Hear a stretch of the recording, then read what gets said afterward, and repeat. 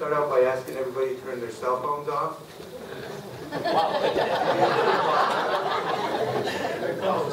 You know what? The one person who asked me to say that is turning hers off. I forgot. Also, I'd like to ask to hold on applauses. This way the candidates have more time to answer their questions. And it will leave more time at the end of the show for them to mingle with you and you can directly ask them questions. The purpose of this event is to get their point of view. It's not a debate as we typically would see them. We want them to be honest in their answers and not have to turn it into a fight. There's plenty of time for that. That happens an awful lot. So let me go over a few of the rules, how we're doing this. I'd like to introduce all the candidates. Brian Cahill is not here, as I was stating, that I guess there's an accident or something on the road. We also have Peter Lumaj, McMahon, Christopher Shays. Those are for the Senate. I'm introducing the Senate candidates. For the House, we have Daria Novak. You forgot Kai Westby. Oh, Kai Westby, sorry. I had a lot of conversations with her. For the House, we have Daria Novak and Reale. Chris Kotu, as everybody knows, is away on military assignment. We do have a representative here for Chris. That representative will speak for him on his behalf later in the event. Our first part of the event is going to be a question and answer. Each candidate is going to be allowed 2 minutes to answer their questions. They're to keep it on their position on the question. Yep. They're not to turn it into a debate with another candidate. If they don't follow that rule, they will be interrupted. If they continue, we will move on to the next candidate. They will have 2 minutes to answer their question and no longer. The second, Ellen, right over there, she has the card to let them all know when they're she even has a stop sign there, right? You like that? The second part of the event will be a question and answer, just a simple yes or no question. We'll move through that. The third part of the event, each candidate will have 2 minutes to say whatever they want to say to the audience, to the people, and then the final part of that event will be they will go out to their tables, they'll be able to speak to you directly, hand out their literature. You can ask them questions. Please ask them questions. This is about you to find out about the candidates so we can pick our next senator and our next House representative. I'm ready to begin. First question. That would be me. Hi, I'm Michael Hannon. Can you hear me? Yep. We have Brian here. Brian, they didn't applaud us either. It's a tough crowd. Tough crowd.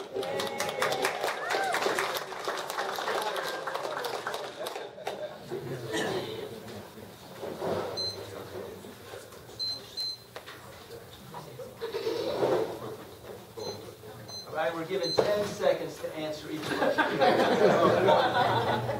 Excluding Chris. I'll do it at 5. You can go ahead and ask any question. Okay.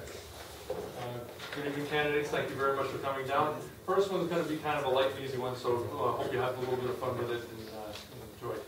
We want to give you all the opportunity to explain to the constitutional professor, President Obama, the 3 branches of government and their roles. And, I think we'll start with candidate number 2. The numbers are in front of you. I'm set. Oh, I'm sorry. Well, who's number 1? Number 1 is me. And I hope it's going to remain in that way.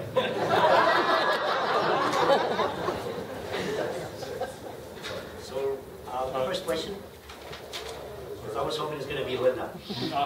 We want to give you all the opportunity to explain to the constitutional professor, President Obama, to explain the 3 branches of government and their roles. We have 3 branches. The founding fathers decided to have a republic when they created this great nation of ours, with 3 branches so they can check and balance each other. We have the executive, legislative, and the judiciary. The legislative is in charge of passing the law, making the laws. Then we have the executive, which will execute those laws, and you have the judiciary to make sure that the laws are checked to be constitutional. So if you want to summarize it, pretty much that's what it is. And our president currently is completely ignoring this document. And that is a concern to each and every one of us over here. The second we start ignoring the founding documents of this nation, we are headed for trouble. And if I were one of the senators, I would make sure that I'll stand up to the president and to anyone who would ignore these founding documents. Thank you. Linda, you? You want me to repeat the question? Do you want me to answer the same question? Yes, ma'am. Everyone's going to get to answer that question. Well, There's two questions everybody will answer. okay. Well, first of all, I certainly do agree with Peter about the three branches. The executive, judiciary, and the legislative. And I think quite often that the president does go around these branches. You know, some things can be done by executive order, but I mean, goodness, the number of executive orders that have come down, I think are way too many. I think it's an abuse of power to do that. I also, when I look at czars that are, hired by the president, they're not approved, by Congress. They just have this, position that they are supposed to advise the president of the United States, and it seems to me that that just gets, way beyond where it should be. We should have, these officials should have an approval process.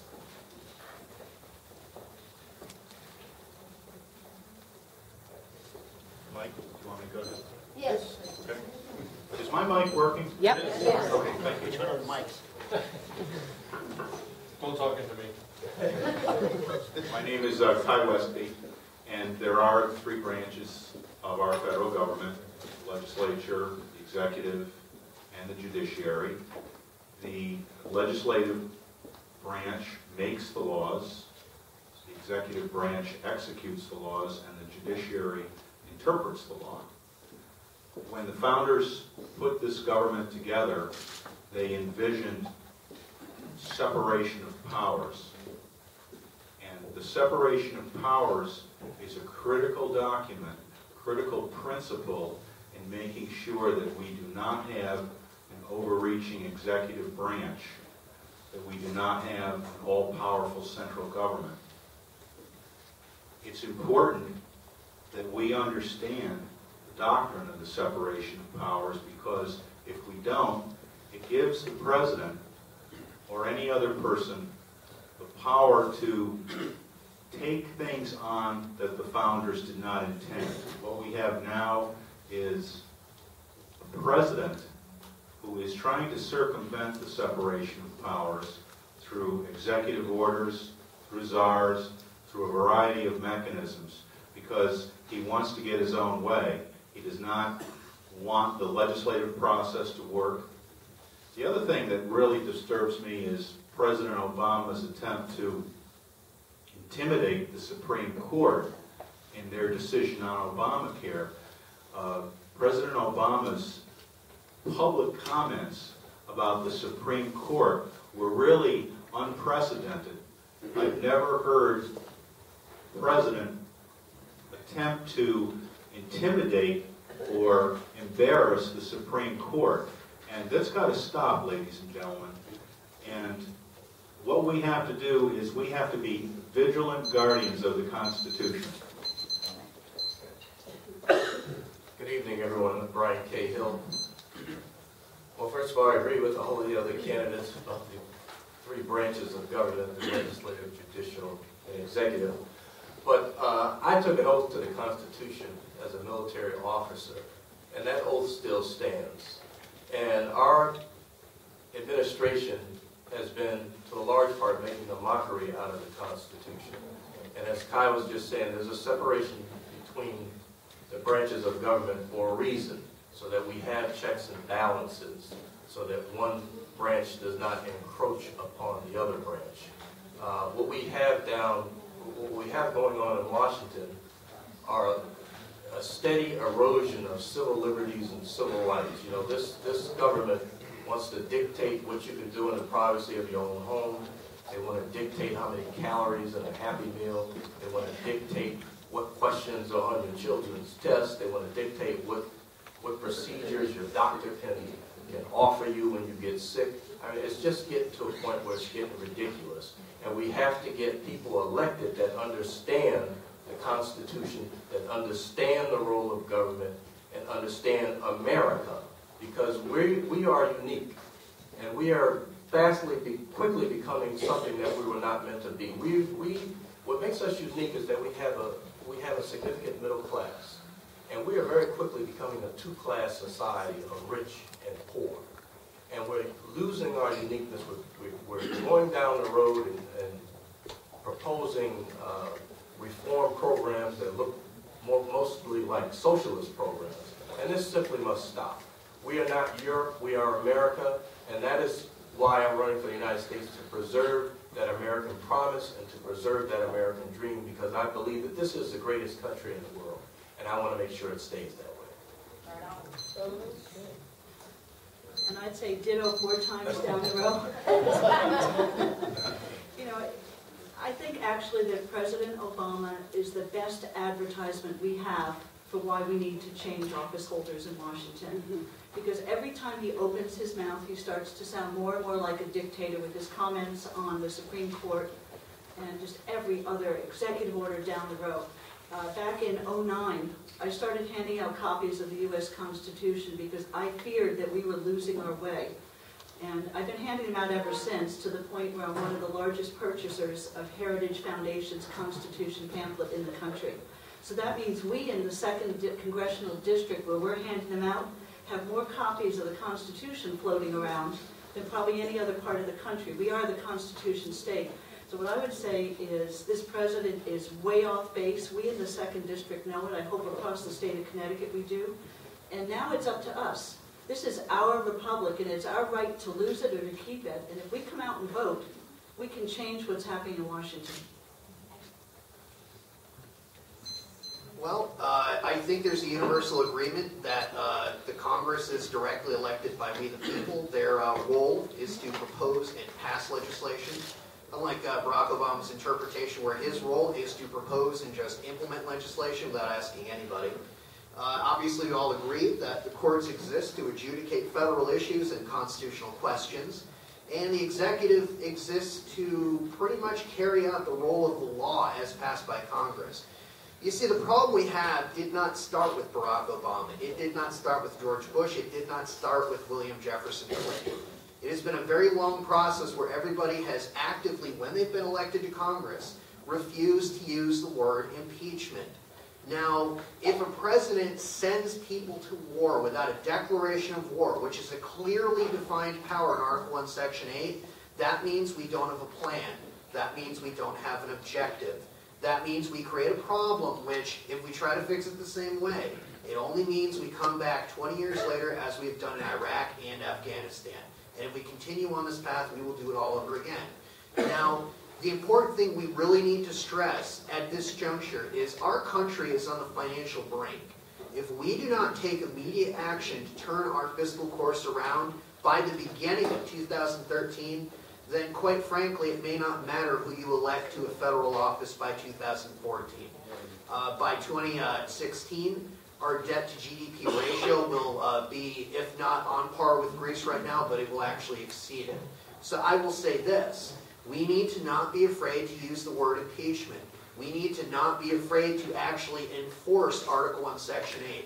And when I go to Congress, I've sworn to do that under penalty of perjury. You can go to realdealforcongress.com. You can pull my oath and you can hold me accountable. Thank you. First, let me thank all of you for being here, and thank all of you for loving your country so much and caring so much about your country that you want to be here. I just remember seeing some of the attacks on you and others, and I just thought, you know, how outrageous is that? And so one of the reasons I'm here is just to thank you. And I'd like to just introduce my wife, Betsy, who's in the back. Betsy is going out and meeting with people just as I am. Can you wave your hand, Betsy? Just so. And just to say to you that I agree with all the comments made by my Senate colleagues, candidates. They've described it well. I just add something that they might have added if they had had the time. When I served in the State House, I was struck by the fact that so many of the lawyers in the General Assembly served on the Judiciary Committee. And I was determined not to be another lawyer in government. I got an MBA and an MPA. And I asked to get on the Judiciary Committee. And I ended up being an incredibly active member of the Judiciary Committee. And I'm not afraid to go after impeachment. I went after an impeachment of a judge, Judge Kinsella, who was ripping off a $40 million estate, and Ethel Donahue. I ended up taking a grievance against three attorneys. We removed the judge. He resigned before he could be impeached so he could get his benefits. And then what I did, it took me 3 years to take a grievance against 3 attorneys. They were caught red-handed trying to steal this estate, and they were out practicing law, and I took a grievance against them. Ultimately, it was heard in court, and the judge wouldn't let me speak. He happened to be the former campaign manager, the probate judge, and he sent me to court, and they still were out practicing law. So I'm very willing and eager to make sure I use the powers that exist. Thank you.